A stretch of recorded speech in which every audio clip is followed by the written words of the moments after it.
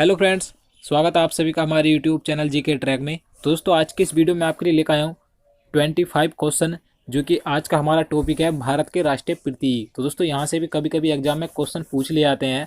तो दोस्तों आपके लिए ये 25 क्वेश्चन देखना बहुत ज़रूरी है, क्योंकि यहाँ से कभी कभी इस प्रकार क्वेश्चन पूछ लिए जाते हैं, जैसे कि भारत का राष्ट्रीय गान सर्वप्रथम कहाँ गाया गया था, या भारत का राष्ट्रीय गीत के रचयिता कौन है। तो इस प्रकार के क्वेश्चन पूछ लिए जाते हैं, तो आपको इसके बारे में पता होना चाहिए। तो इसलिए वीडियो को बिना स्किप किए अंत तक पूरा देखते रहिए।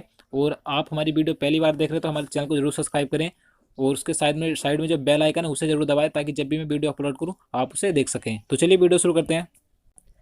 तो दोस्तों आज का ये पहला क्वेश्चन है, भारत के राष्ट्रीय ध्वज की लंबाई और चौड़ाई का अनुपात कितना है। तो दोस्तों आपको पता होना चाहिए जो भारत का राष्ट्रीय ध्वज है उसकी लंबाई और चौड़ाई का अनुपात कितना है। तो दोस्तों उसकी जो लंबाई और चौड़ाई का अनुपात है 3:2 है, यानी कि इसका जो आंसर हो जाएगा ऑप्शन नंबर बी सही हो जाएगा, 3:2। तो दोस्तों जो आप इस चीज़ में कंफ्यूज मत होना कि आपको, जैसे कि अगला क्वेश्चन मैं आपको बता देता हूँ। जैसे यहाँ क्वेश्चन नंबर 2 है, भारत के राष्ट्रीय ध्वज की चौड़ाई और लंबाई का अनुपात क्या है। देखिए दोस्तों यहाँ पर पहले क्वेश्चन में पूछा गया था कि इसकी जो लंबाई और चौड़ाई का अनुपात, लेकिन दूसरे क्वेश्चन में पूछा गया है चौड़ाई और लंबाई। तो आप जल्दबाजी में इस क्वेश्चन को गलत मत करना, क्योंकि क्वेश्चन उल्टे सीधे करके पूछ लिए जाते हैं कि यहाँ पर लंबाई पूछी थी पहले और दूसरे क्वेश्चन में यहाँ चौड़ाई पहले पूछी है। तो लंबाई चौड़ाई थी 3:2, लेकिन यहाँ पर चौड़ाई लंबाई पूछी है तो कितनी हो जाएगी 2:3, यानी कि चौड़ाई कम है और लंबाई ज़्यादा है। तो पहले चौड़ाई आएगी, तो चौड़ाई 2:3 लंबाई हो जाएगी। तो आप इस चीज़ को याद रखिए। नेक्स्ट क्वेश्चन देखते हैं, भारत के राष्ट्रीय ध्वज के मध्य में बने धर्म चक्र का रंग क्या है। तो दोस्तों ये क्वेश्चन पूछा गया है कि जो भारत का राष्ट्रीय ध्वज है उसके बीच में जो धर्म चक्र बना है, जो गोल आकार का, आपको पता होगा उसका रंग कैसा है, किस प्रकार का उसका रंग है। तो इसका आंसर ऑप्शन नंबर बी सही हो जाएगा, गहरा नीला उसका रंग है जो बीच में धर्म चक्र बना है। चलिए नेक्स्ट क्वेश्चन देखते हैं। क्वेश्चन नंबर 4 है, भारत के राष्ट्रीय ध्वज के चक्र में कितनी तिल्लियां हैं। तो दोस्तों आप सभी को पता होगा, काफ़ी इजी क्वेश्चन है कि जो भारत का राष्ट्रीय ध्वज है उसके बीच में जो धर्म चक्र है उसमें कितनी तिल्लियां हैं। तो 24, यानी कि 24 तिल्लियां हैं। तो इसका आंसर ऑप्शन नंबर डी हो जाएगा। नेक्स्ट क्वेश्चन देखते हैं, स्वतंत्र भारत के राष्ट्रीय ध्वज का डिजाइन निम्नलिखित में से किसने बनाया था। दोस्तों वेरी इंपॉर्टेंट क्वेश्चन है, यहाँ से ये क्वेश्चन भी कई बार पूछा गया है कि जो भारत का राष्ट्रीय ध्वज है उसका डिजाइन किसने बनाया था, किसने तैयार किया था। दोस्तों आपको पता होना चाहिए। तो इसका आंसर ऑप्शन नंबर डी हो जाएगा, पिंगाली वेंकैया ने इसका डिजाइन बनाया था। तो इसका आंसर ऑप्शन नंबर डी सही हो जाएगा, पिंगाली वेंकैया। तो आप इसे याद रखिए। नेक्स्ट क्वेश्चन देखते हैं। क्वेश्चन नंबर 6 है, भारत का राष्ट्रीय गान है। तो आप सभी को पता होगा कि भारत का राष्ट्रीय गान क्या है। तो जन गण मन भारत का राष्ट्रीय गान है। तो काफ़ी इजी क्वेश्चन है, तो इसका आंसर ऑप्शन नंबर सी हो जाएगा। नेक्स्ट क्वेश्चन देखते हैं, भारत के राष्ट्रीय गान के रचयिता कौन है। तो दोस्तों राष्ट्रीय गान के रचयिता के बारे में आप सभी को पता होना चाहिए। तो आप इसका आंसर लगा सकते हैं कि राष्ट्रीय गान के रचयिता कौन है। तो इसका आंसर ऑप्शन नंबर बी हो जाएगा, रविन्द्रनाथ टैगोर राष्ट्रीय गान के रचयिता हैं।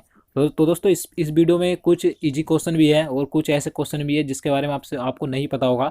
तो आप ये मत समझिए कि काफ़ी आसान क्वेश्चन है, मुझे पता है, लेकिन यहाँ से अगर क्वेश्चन पूछ लिए जाते हैं तो कभी कभी एग्जाम में नहीं हो पाते हैं। तो आप इस वीडियो को पूरा देखते रहिए। तो अगला क्वेश्चन है, राष्ट्रीय गान जन गण मन सर्वप्रथम कब और कहाँ गाया गया था। तो दोस्तों वेरी इंपॉर्टेंट क्वेश्चन है ये। इसमें पूछा गया है कि जो राष्ट्रीय गान है सर्वप्रथम कब और कहाँ पर गाया गया था। तो ये पूछा गया है।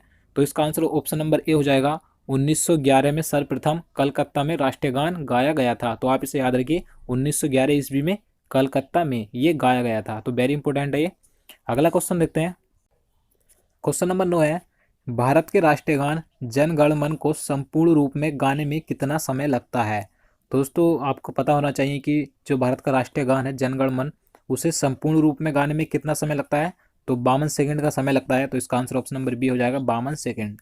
अगला क्वेश्चन देखते हैं, भारत का राष्ट्रीय गीत क्या है। तो आप सभी को पता होगा भारत का राष्ट्रीय गीत क्या है, वंदे मातरम भारत का राष्ट्रीय गीत है। तो इसका आंसर ऑप्शन नंबर सी हो जाएगा, वंदे मातरम।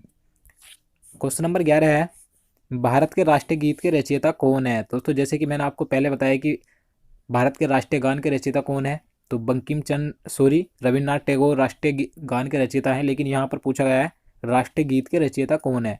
तो राष्ट्रीय गीत के रचयिता कौन है, बंकिम चंद्र चटर्जी राष्ट्रीय गीत के रचयिता हैं। तो आप इसे याद रखिए, राष्ट्रगान के रचयिता रविन्द्रनाथ टैगोर और राष्ट्रगीत के रचयिता बंकिम चंद्र चटर्जी हैं। तो अगला क्वेश्चन देखते हैं। क्वेश्चन नंबर 12 है, भारत के राष्ट्रीय गीत के गायन की अवधि क्या है। तो दोस्तों जैसे मैंने आपको पहले बताया कि भारत के राष्ट्रीय गान की अवधि कितनी है, 52 सेकेंड। लेकिन इस क्वेश्चन में पूछा गया है कि भारत के राष्ट्रीय गीत की अवधि क्या है गाने की, तो कितनी है, 65 सेकेंड है, यानी कि 65 सेकेंड है। तो इसका आंसर ऑप्शन नंबर सी हो जाएगा, 65 सेकेंड। तो आप इसे याद रखिए। अगला क्वेश्चन देखते हैं। क्वेश्चन नंबर 13 है, भारत का राष्ट्रीय गीत वंदे मातरम सर्वप्रथम कब गाया गया था। दोस्तों इस क्वेश्चन में पूछा गया है कि भारत का राष्ट्रीय गीत सर्वप्रथम किस ईस्वी में गाया गया था। तो 1896 ईस्वी में गाया गया था सर्वप्रथम। तो इसका आंसर ऑप्शन नंबर बी हो जाएगा, 1896 ईस्वी में। अगला क्वेश्चन देखते हैं, भारत का राष्ट्रीय गीत वंदे मातरम किस ग्रंथ से संकलित है। दोस्तों वेरी इंपॉर्टेंट क्वेश्चन है ये। क्वेश्चन नंबर 14 है कि जो भारत का राष्ट्रीय गीत है वंदे मातरम, वह किस ग्रंथ से संकलित है। तो इसका आंसर ऑप्शन नंबर डी हो जाएगा, आनंद मठ में इसका संकलन किया गया है राष्ट्रीय गीत वंदे मातरम का। तो इसका आंसर ऑप्शन नंबर डी हो जाएगा, आनंद मठ। अगला क्वेश्चन देखते हैं। क्वेश्चन नंबर 15 है, आकाशवाणी और दूरदर्शन के दैनिक कार्यक्रमों की शुरुआत किससे होती है। तो दोस्तों इस क्वेश्चन में पूछा गया है, जो आकाशवाणी और दूरदर्शन के दैनिक कार्यक्रम होते हैं उनकी शुरुआत किस धुन से होती है। तो राष्ट्रीय गीत से शुरुआत होती है। तो इसका आंसर ऑप्शन नंबर बी हो जाएगा, राष्ट्रीय गीत। और राष्ट्रीय गीत क्या है हमारा, वंदे मातरम है। तो आपको पता होना चाहिए। और राष्ट्रीय गीत के रचयिता कौन है मैं आपको बता चुका हूँ। तो बंकिम चंद्र चटर्जी राष्ट्रीय गीत के रचयिता हैं। और राष्ट्रगान के रचयिता भी आप ध्यान रखिए, रविन्द्रनाथ टैगोर राष्ट्रीय गान के रचयिता हैं। तो नेक्स्ट क्वेश्चन देखते हैं। क्वेश्चन नंबर 16 है, सारनाथ स्थित राष्ट्रीय स्तंभ का कौन सा भाग राष्ट्रीय प्रतीक चिन्ह के रूप में लिया गया है। दोस्तों वेरी इंपॉर्टेंट क्वेश्चन है। जो सारनाथ में स्थित राष्ट्रीय स्तंभ है, जो भारत का राष्ट्रीय प्रतीक, वहाँ से लिया गया है अशोक की लाट। तो इस क्वेश्चन में पूछा गया है कि राष्ट्रीय प्रतीक के रूप में अशोक की लाट यानी कि सारनाथ स्तंभ का कौन सा भाग है। इस क्वेश्चन में ये पूछा गया है। तो सारनाथ स्तंभ का कौन सा भाग है, शीर्ष भाग है। यानी कि इसका जो आंसर हो जाएगा ऑप्शन नंबर ए हो जाएगा, शीर्ष भाग लिया गया है भारत के राष्ट्रीय प्रतीक चिन्ह के रूप में, जो कि अशोक की लाट है भारत का राष्ट्रीय चिन्ह। तो आपको याद रखना है। तो नेक्स्ट क्वेश्चन देखते हैं। भारत के राष्ट्रीय प्रतीक में निम्नलिखित में से कौन सा पशु दृष्टिगत नहीं है। दोस्तों इस क्वेश्चन में पूछा है कि जो भारत का राष्ट्रीय प्रतीक है उसमें से निम्न में से आपको बताना है कि कौन सा पशु दृष्टिगत नहीं है, यानी कि कौन सा पशु उसमें दिखाई नहीं देता राष्ट्रीय प्रतीक में। तो इसका आंसर ऑप्शन नंबर डी हो जाएगा, हिरण उसमें दिखाई नहीं देता है, जबकि सिंह यानी कि शेर और सांड और घोड़ा ये तीनों उसमें दिखाई देते हैं। तो अगला क्वेश्चन देखते हैं, भारत के राष्ट्रीय प्रतीक चिन्ह में कितने शेर दिखाई देते हैं। दोस्तों इस क्वेश्चन में पूछा गया है, जो भारत का राष्ट्रीय प्रतीक चिन्ह है उसमें कितने शेर दिखाई देते हैं, यानी कि सिंह दिखाई देते हैं। तो 3 सिंह उसमें दिखाई देते हैं। तो इसका आंसर ऑप्शन नंबर सी हो जाएगा, 3। तो अगला क्वेश्चन देखते हैं। क्वेश्चन नंबर 19 है, भारत का राज चिन्ह अशोक महान द्वारा सारनाथ में स्थापित सिंह स्तंभ से लिया गया है। इस राज चिन्ह के मूल स्तंभ में कितने सिंह हैं। तो दोस्तों इस क्वेश्चन में पूछा गया है कि इसमें कुल कितने सिंह हैं। तो 4 हैं। तो इसका आंसर ऑप्शन नंबर सी हो जाएगा। और मैं आपको बता दूं कि इससे पहले जो मैंने क्वेश्चन आपको बताया है कि भारत के राष्ट्रीय प्रतीक चिन्ह में कितने शेर दिखाई देते हैं, तो यहाँ पर पूछा है कि कितने शेर यानी कि सिंह दिखाई देते हैं। तो दिखाई देने की बात आती है तो 3 दिखाई देते हैं, लेकिन मूल रूप से कितने हैं स्तंभ में, 4 सिंह हैं, यानी कि 4 शेर हैं। तो आप इसे याद रखिए। नेक्स्ट क्वेश्चन देखते हैं। क्वेश्चन नंबर 20 है, भारत के राष्ट्रीय संबंध के रूप में किस संबंध को मान्यता दी गई है। दोस्तों भारत पूछा गया है कि भारत का राष्ट्रीय संबंध कौन सा है जिसे संबंध के रूप में मान्यता दी गई है। तो इसका आंसर ऑप्शन नंबर बी हो जाएगा, शक संबंध को मान्यता दी गई है राष्ट्रीय संबंध के रूप में। तो इसका आंसर ऑप्शन नंबर बी हो जाएगा, शक संबंध। नेक्स्ट क्वेश्चन देखते हैं। क्वेश्चन नंबर 21 है, शक संबंध पर आधारित राष्ट्रीय पंचांग प्रथम मास होता है। तो दोस्तों इस क्वेश्चन में आपको बताना है कि शक संबंध पर आधारित जो राष्ट्रीय पंचांग है उसका प्रथम महीना कौन सा होता है। तो चैत्र का महीना होता है प्रथम। तो इसका आंसर ऑप्शन नंबर ए हो जाएगा, चैत्र।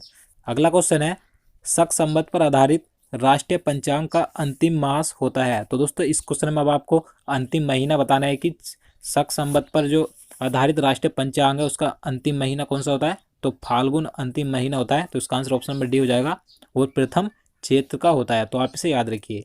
अगला क्वेश्चन है, क्वेश्चन नंबर 23 है, भारत का राष्ट्रीय पशु क्या है? तो आप सभी को पता होगा, वेरी इजी क्वेश्चन है ये। तो भारत का राष्ट्रीय पशु क्या है? बाघ है, ना कि चीता। आप इस चीज़ को मत लगाइए अगर आपको चार ऑप्शन में चीता देता है और या सिंह देता है। जो राष्ट्रीय पशु है बाघ है। नेक्स्ट क्वेश्चन देखते हैं। बाघ से पूर्व भारत का राष्ट्रीय पशु क्या था? तो दोस्तों इस क्वेश्चन में पूछा गया था कि जो हमारा इस समय वर्तमान में राष्ट्रीय पशु है बाघ, उससे पहले भारत का राष्ट्रीय पशु क्या था? तो आपको पता होना चाहिए। तो उससे पहले जो हमारा राष्ट्रीय पशु था क्या था? सिंह था, यानी कि शेर। तो नेक्स्ट क्वेश्चन देखते हैं। क्वेश्चन नंबर 25 है, भारत का राष्ट्रीय पक्षी है। तो आप सभी को पता होगा भारत का राष्ट्रीय पक्षी क्या है? मयूर, यानी कि मोर है। तो इसका आंसर क्या हो जाएगा? ऑप्शन नंबर ए हो जाएगा, मयूर। तो आज का लास्ट क्वेश्चन है 26, भारत का राष्ट्रीय आदर्श वाक्य क्या है? दोस्तों वेरी इंपॉर्टेंट क्वेश्चन है ये भी, कि भारत का जो राष्ट्रीय आदर्श वाक्य है क्या है? तो कई बार पूछा गया है ये क्वेश्चन भी, तो आपको पता होना चाहिए। तो सत्यमेव जयते भारत का राष्ट्रीय आदर्श वाक्य है। तो इसका आंसर क्या हो जाएगा? ऑप्शन नंबर ए हो जाएगा, सत्यमेव जयते। तो दोस्तों यही थे जितने क्वेश्चन आज मैं आपके लिए लेकर आया था। उम्मीद करता हूँ आपको वीडियो पसंद आया होगा। तो दोस्तों अगर आप इसी तरह के और आगे वीडियो चाहते हैं तो हमारे चैनल को ज़रूर सब्सक्राइब करें। साथ ही में उसके साइड में जो बेल आइकन है उसे ज़रूर दबाएं। तो दोस्तों मिलते हैं नेक्स्ट वीडियो में, तब तक के लिए नमस्कार।